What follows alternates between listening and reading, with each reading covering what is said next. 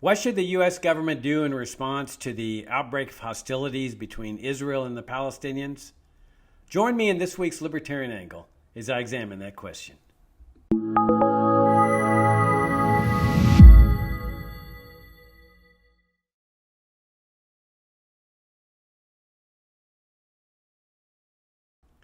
I'm Jacob Hornberger, president of the Future of Freedom Foundation, and this is this week's Libertarian Angle, the show that brings you the principled, uncompromising case for the libertarian philosophy within the context of the burning issues of the day. It's nice to be back with y'all. One of the real burning issues of our time, most recently, is the renewed outbreak of violence in the Middle East, specifically between Israel and the Palestinians. And I want to use this latest crisis and the tragedy of this crisis to talk about a program that has long besieged the American people, run by the U.S. government. And that is the concept of foreign aid. For decades, the U.S. government has provided foreign aid to Israel, primarily in the form of weaponry, unconditionally. Doesn't matter what its policies are, what its philosophy is, the aid has been unconditional. And it's just a part and parcel of American life. People have just come to expect that the U.S. government is going to provide aid to Israel. But it's not just Israel. You've got foreign aid going to regimes all over the world. For example, Egypt. This is a military dictatorship, a brutal military dictatorship. The military-industrial complex there, the intelligence community, they run the country overtly. Make no bones about it. They are in total control. The U.S. government loves that, and that's why they funnel countless amounts of money into the coffers of these dictators. And it's the same all over the world. Foreign regimes are the recipients of this dole, and that's what it is. It's a welfare state dole. But it's even more than a dole. It's a form of bribery. It's a way to get foreign regimes to do the bidding of the U.S. government. The idea is just same here domestically with the welfare state programs. Once you get somebody on the dole, they're going to be scared to death to lose their dole. We see this time and time again. Look at Social Security recipients. That's a dole. I mean, people convince themselves that this is a retirement account, that they've put their money in, that they're entitled to get it back. But it's nothing of the sort. Never has been. It's a straight welfare state program. They tax you to fund the program, but the tax and the welfare are two completely different concepts. It's always been a welfare state program from the beginning. But the idea is that you put people on this dole, and then they'll be scared to death to get it terminated. And so they'll bend when the government wants them to do something. Oh, yes, whatever you need, just don't cut off our dole here.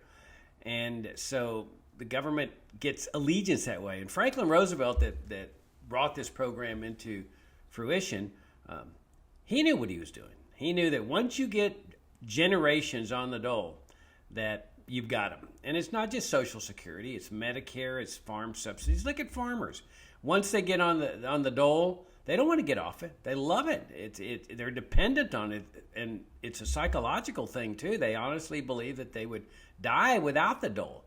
Well, it's the same thing with foreign aid. It's a dole where they're dependent on it, and so they'll yes, we'll do whatever you U.S. officials want us to do, and just don't terminate our dole. So it's a way of bribing foreign officials by making them dependent on the U.S. dole, the foreign aid dole, in order to do the bidding in international affairs. For example, when the U.S. wants to invade a country, it can garner international support and make it look like it's legitimate. When they're attacking a country that has never attacked the United States, your classic war of aggression, attacking an innocent country, that the U.S. can garner international support and make it appear legitimate. That's where they get these coalitions of the willing and so forth. Or in the United Nations, where they need a vote to make it look good, they'll gather together all the people on the dole, and they'll say, this is how we expect you to vote. In fact, one of the amusing parts of this whole crooked and corrupt process is that many years ago, one country, I think it was Yemen, refused to vote the right way, and they were on the U.S. dole. And I forget what it was. I think it was maybe the Persian Gulf War or something like that. And they said no. And a U.S. official said that's going to be the most expensive no vote they've ever taken. And it was, because they lost about, I think it was almost $50 million in U.S. foreign aid. And you could imagine, for officials in Yemen, a small little country, $50 million is not peanuts. And so they lost that, because the idea, again, is that once you get on the foreign aid dole, you're expected to do our bidding. Now, we often hear things like, oh, foreign aid helps the poor, needy, and disadvantaged. This is such nonsense.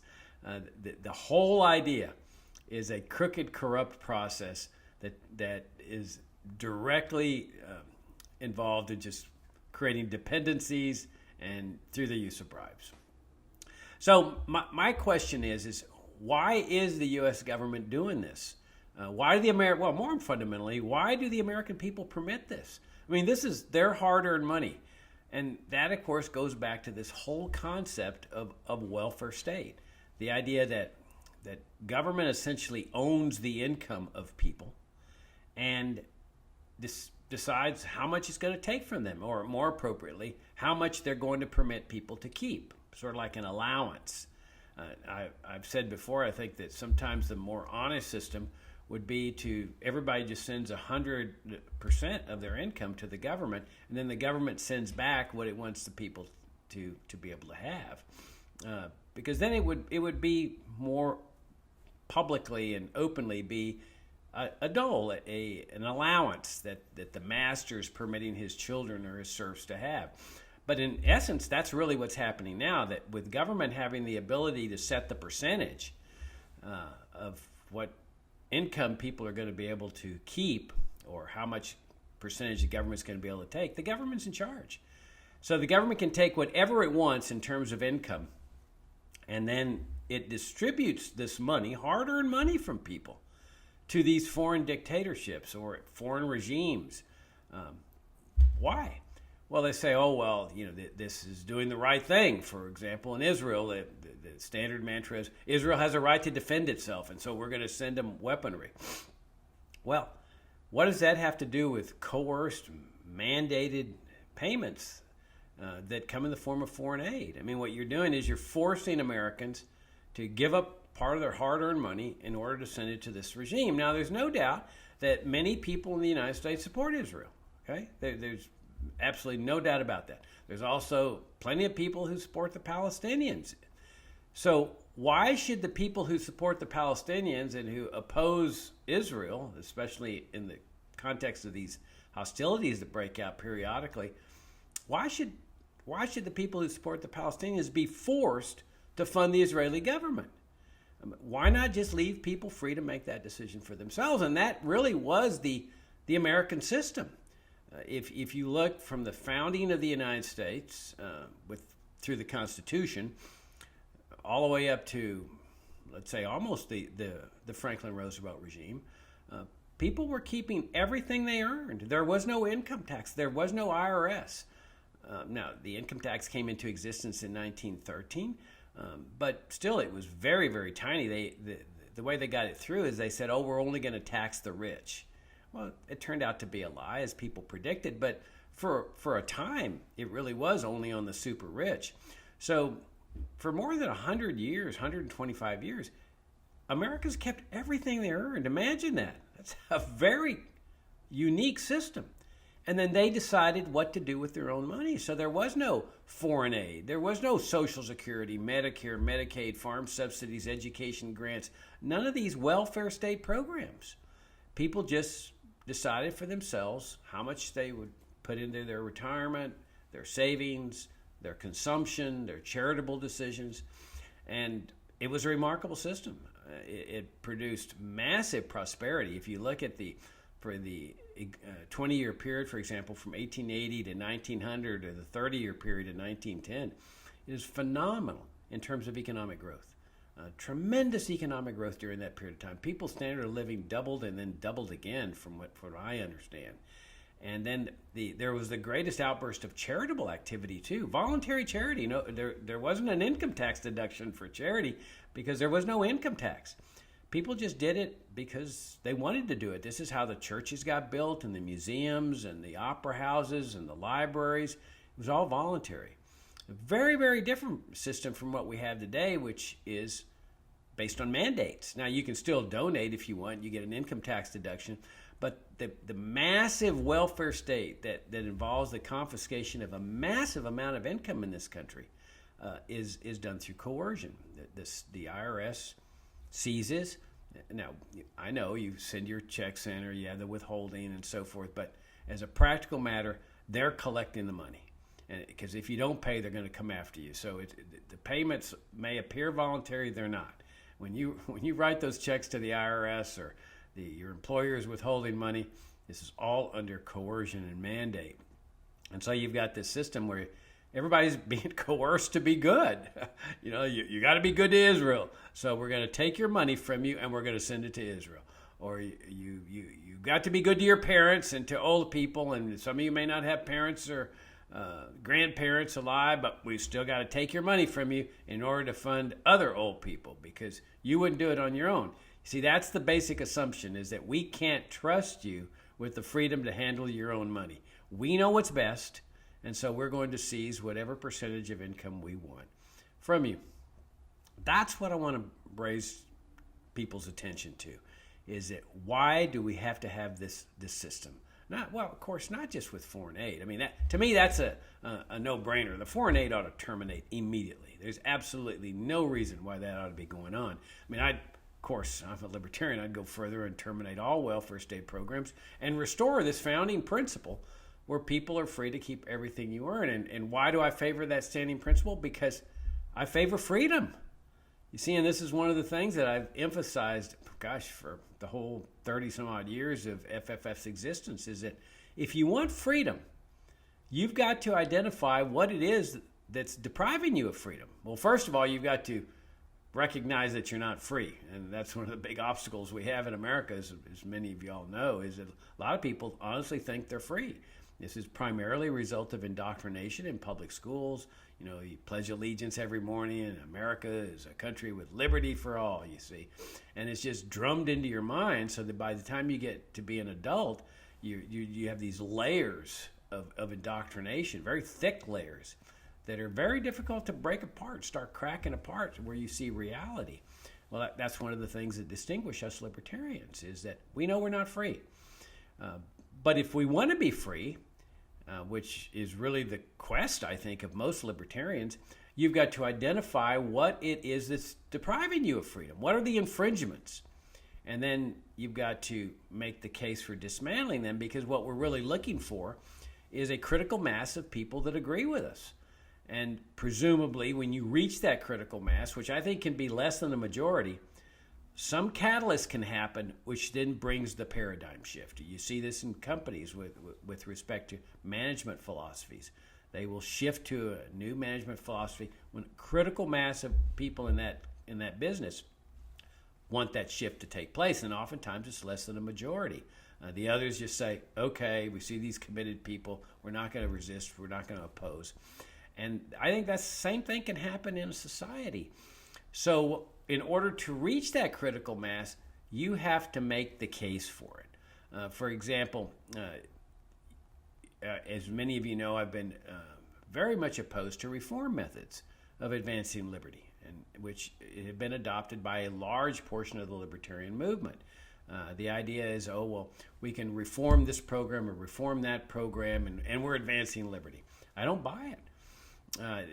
The example I like to use is slavery, that if you spent your whole life as a libertarian in 1850 Alabama reforming slavery, fewer lashings every day, better work conditions, better food, better housing, you might improve the plight of the slaves, but it's not freedom.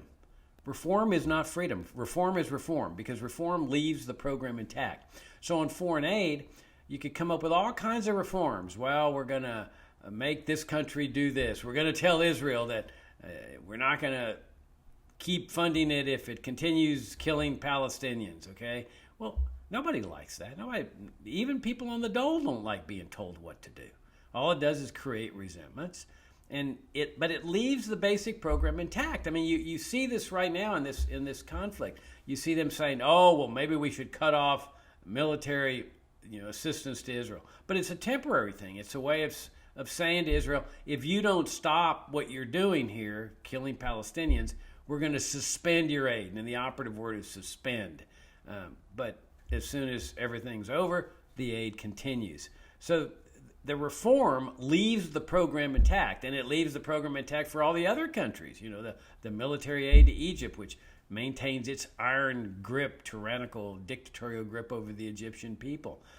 And it's the same with countries all over the world. That just because you're reforming the program doesn't mean that you're challenging its existence. And I've maintained this for a long time now. Now, if all you want is reform as a libertarian, okay. If you just say, well, I want to just improve the lot of the American people, that we're all serfs here on this welfare warfare state plantation, and I just want to reform the system. I want to make it better. Okay. But make no pretensions about it. It's not freedom. You're not advancing freedom, as many of the reformers do say. They say, oh, no, Jacob, I'm calling for reform. School vouchers. This is advancing freedom. It's not. It's advancing reform. And reform is not freedom. Freedom is the dismantling of infringements on freedom, not the reform of infringements on freedom. Because, again, if all you do is reform an infringement, you've left that infringement intact. And in order to find the critical mass of people who want freedom, that critical mass has to understand what freedom is. If they think that freedom is based on just reforming infringements on freedom, then you're not going to get freedom, because you're not going to reach that critical mass. In order to find that critical mass, you've got to make the case for freedom. Because what we're really doing is we're looking for people that want to be free, that understand freedom. And in order to understand it and want it, you've got to make the case to people about it.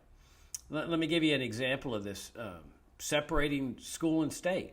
There's a large portion of the libertarian movement has long called for vouchers, school vouchers, which is really just another socialist program. It's based on the same principle as public schooling. You're taking money from one group of people and you're giving it to another group of people. Now, I can understand the arguments fully of people who have children and they pay school taxes, and they're seeing the voucher money as a reduction of their school taxes. Okay, that to me that makes perfect sense. But then there's also all the people that don't have children. They're having money taken from them, which is exactly what happens with public schooling. But more important, you're not challenging people with what freedom is. You're making them think that if they support vouchers, they're advancing freedom. They're not. They're advancing vouchers. And vouchers are not freedom. Freedom necessarily means a separation of school and state, just like our ancestors separated church and state. And so if you want freedom, you've got to make the case for freedom in order to find the people that understand that that's what freedom is, and then you start and want it, and then you start building up to your critical mass. If somebody never hears the case for separating school and state, they're not likely to start considering it. They have to hear that. They have to hear the arguments. Now, they may resist it. They may say, oh, my gosh, you're living without public government schools. I'm shocked. But that's the only possibility of getting people to think about that idea. If they never hear the idea, then it's pretty much a foregone conclusion that you're never going to be free. All you're going to end up doing is becoming, reformed serfs, which is what we are. I mean, that was the title of Hayek's book. I think it was back in 1944, The Road to Serfdom. Well, that was a long time ago. And that road to serfdom was reached a long time ago. That's what we live under, a welfare warfare state serfdom. So I want to be free. That's what this is all about for me. And the way you do that is you talk to people about what freedom really is. And so in this context, that means a termination of all foreign aid. This is a crooked, corrupt process. Now, I understand it's just one small part of a much bigger problem. I mean, you've got the entire welfare state here. You got the warfare state, which is a much bigger infringement on freedom than the welfare state. I'm referring to the national security establishment, the Pentagon, the CIA, the NSA. I mean, that's been the great destroyer of our freedom. And in large part, it's why America is so enmeshed in all these forever wars and coups, state-sponsored assassinations, torture. I mean, all the things that you just really shouldn't want your country involved in. But yet it is, and that's, again, part of our serfdom. In a sense, we work to support them. I mean, you can see all the oil and that the military-industrial complex consumes on a daily basis, massive amounts of oil. That takes money, lots of money. Well, that's what we do. Almost $1 trillion or so. We work to support them, and we work to support the welfare state as well. That's what makes us serfs. We don't live for our own sakes. We work harder and harder and harder, and it's going to get worse, you see, because they're spending money, much more money than they're pulling in taxes. We all know that. They're spending like there was no tomorrow. Now, how do they do this? Well, they just borrow, and which hurts everybody because they're taken out of the capital markets. That's less capital that can make people more productive, which is one of the keys to a rising standard of living. The more savings that they suck out of the economy, the worse off people are. And the day of reckoning is going to be here. Now, it's impossible to predict when that day of reckoning is going to be, but it's not impossible to predict that there will be a day of reckoning. No country can do this any more than a family can do it. You go out and try spending more than what your income is by a lot, and ultimately you will have a day of reckoning where your income is not even covering enough to cover the interest on your credit card debt. It's the same thing with the government. All these magical tricks that they're saying, that we can do this, it's wonderful, it's a panacea. It's nonsense, pure nonsense. And the people who are going to pay the price for this are us, the American people. And then, of course, you've got the Federal Reserve, printing money like there was no tomorrow. And that's a tax. I mean, that's the time-honored way to tax people indirectly and fraudulently when you don't want to raise income taxes on them or any other kind of taxes on them because you know that they're going to get upset. So you just start printing the money, which means debasing the currency.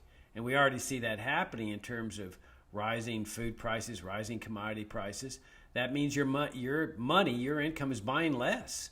And especially people on fixed incomes, that when your money is buying less, you've been taxed to that extent. And they know that. But of course, the propensity of people is to blame the people who are raising prices. They don't think in terms of that the reason prices are rising is that it's simply a reflection of the out-of-control spending. So a good place to start as far as getting this country back on the right road is foreign aid, because it's impossible to justify this. It's impossible to justify it morally. Look, if people want to support Israel, and again, there's lots of people that do, they can send their own money to them. They can send it to the government if that's what they want to do, or they can send it to private groups in Israel. And this goes on all the time. All this would mean is that the U.S. government would be out of the process. It would no longer be forcing people to fund something that maybe they don't want to fund.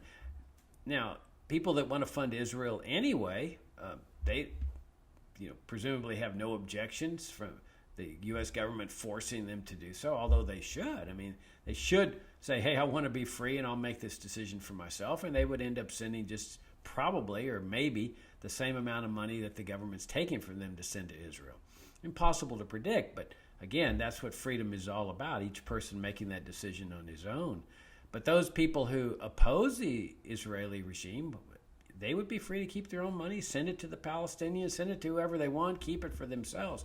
That's the essence of freedom, is keeping your own money and deciding for yourself what to do with it. And again, foreign aid is only one part of this whole situation, but it's like a no-brainer. It's an easy way to start. I mean, this is where Americans ought to be putting pressure on the government to slash spending and move in the direction of ultimately a free society here. That is one that was our founding principle, where everybody keeps whatever they earn. No more IRS, no more Federal Reserve, no more income tax. You keep everything you earn, you decide what to do with it.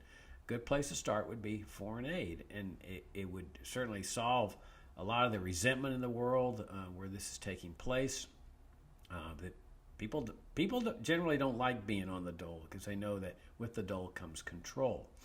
Now let me say something about this conflict that some time ago, somebody was challenged me on libertarianism and saying, "Oh, Jacob, are you saying that libertarianism is the solution to the Israeli-Palestinian conflict?" And I said, "Of course.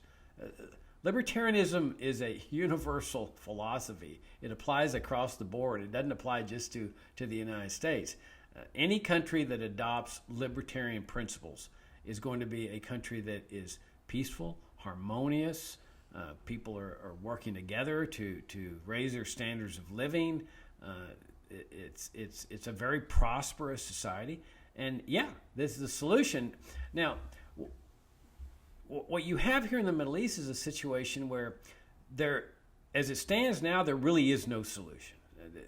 The people that think there's going to be a two-state solution are living in la-la land. There's no way that Israel's going to let the Palestinians have an independent nation next door to them. It's just not going to happen.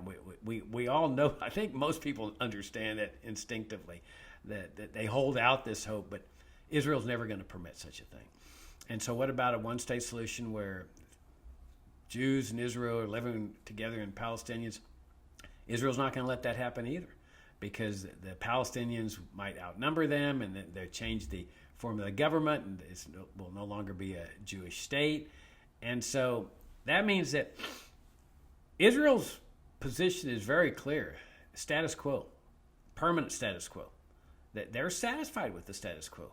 Now, they know that there's a price to be paid. There's periodic outbursts of violence. There's a lot of frustration and anger among Palestinians in the kind of life they live. It's a miserable life.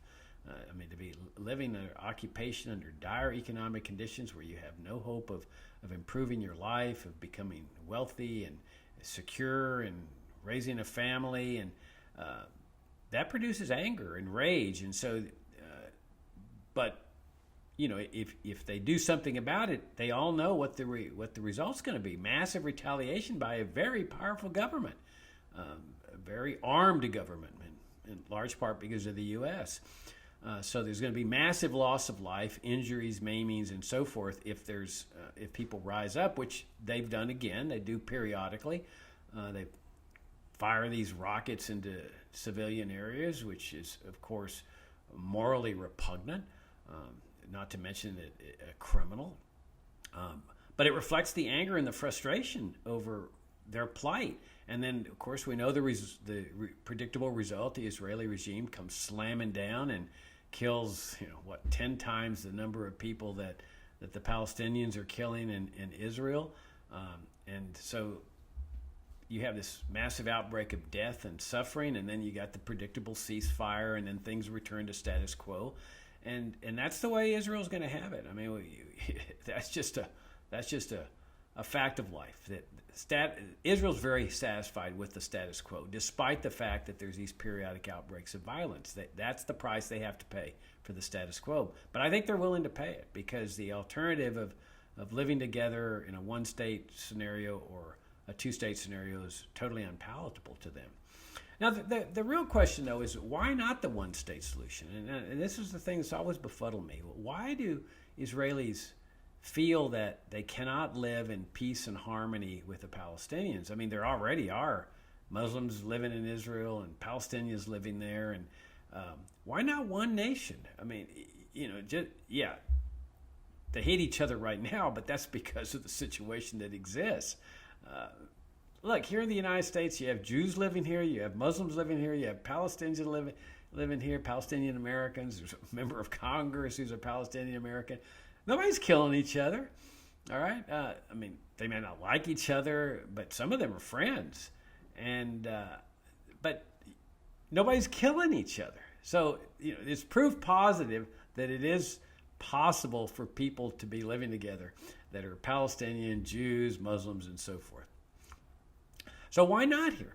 Okay, well, they're concerned that they want a Jewish state. Well, that can easily be accomplished. You could have a constitution that guarantees a Jewish state. That is, that the president of the country, the vice president, the prime minister, the judiciary, the treasury department are all going to be Jews. And that could be written into your constitution.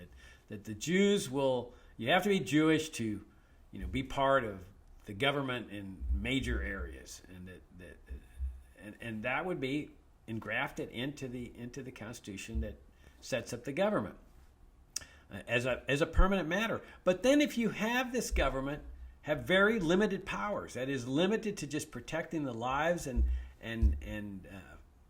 activities of the people, with no privileges to anybody, no ability to do really bad things to people on an arbitrary basis, then all of a sudden you've got this kind of society where people are free to live their lives the way they want, open up businesses, work for other businesses, go on vacation, raise your family in peace and harmony, competing against others, cooperating with others. In other words, the free marketplace is what harmonizes people's interests, even people that don't like each other. They end up oftentimes working together to improve their own well-being. In other words, a harmonious society. And my hunch is that every single Palestinian would willingly give up the ability to elect people, one of them, into public office in order to maintain this Jewish state, in return for having the ability to live normal lives, where they're raising their families normally, where they're making money, where they're opening up businesses, where they're prospering. If that was a choice I had, there's no question what I would choose. And is it an ideal choice in terms of people that want to participate in the democratic process and elect whoever they want? No, it's not an ideal choice. But if government is limited to just protecting the lives and property of the citizenry, from a practical matter, it really doesn't matter who's running the government, because their powers are so few and limited. It really only matters who's in government when the government's got the power to do good things for you, like the dole, or bad things to you, like with income taxes. That once that happens, then you've got a major incentive to lobby and donate to candidates and so forth. But if government is limited to its legitimate purpose, who cares who's running it? As long as you're over here in the marketplace, raising your family and living out life harmoniously. And that to me is the real only solution. It's a libertarian solution. It's based on free markets, based on free movements of people, economic liberty, the right to keep whatever you earn, to engage in marketplace activities. And I'm talking about ending of all privileges like licensure laws, where they can be used to discriminate against Palestinians, or here in the United States, discriminate against people in the lower echelons of the economic ladder that can't afford all the licensing fees and the schools that you need to get the license and so forth. That's what I mean about just limiting government's powers. So if you had that kind of system, which is a libertarian system, a Jewish state, but with protection of life and property and economic activity, that would be the solution to the whole thing. The violence would disappear. Palestinians could now live prosperous lives, peaceful lives, harmonious lives, and Jews as well in the marketplace, and then they would maintain their Jewish state. But that's, of course, for them. The only point that I want to make is that libertarian principles are universal. They apply everywhere. They really are the solution. Any country that would adopt libertarian principles today, especially third world countries, would, within a very short period of time, have a soaring standard of living. People's economic well-being would just skyrocket. But instead, everybody's mired in this whole welfare state, and to a certain extent, the warfare state too. These countries have massive militaries, military-industrial complexes, intelligence communities, and so they remain mired in poverty. If you want a wealthy, harmonious, peaceful society, you really need America's founding principle of a limited government republic. And I'm not, before anybody goes on the attack, whenever I mention the 19th century, I get attacked by other libertarians who say, "Oh, Jacob, you're trying to say the 19th century was a libertarian panacea." They always say that. And so let me make it clear, I'm not saying the 19th century was a libertarian panacea. I'm saying that they achieved remarkable achievements. They showed that what we're fighting for in today's times is not utopia, as some of my critics often say. That they show that you can have a society with no income tax, no IRS, no Federal Reserve, no drug laws, no immigration controls, no public schooling, on and on. and they prove that it can happen. So if they prove that it can happen, and we can accomplish that as well, and then build on it. So my belief is that America ought to lead the world out of this. I think the world is so mired in statism, welfare, warfare state statism, that they just can't get out of it. And the same for the United States, but we have a heritage, and I think that we have the best shot of leading the world out of this morass.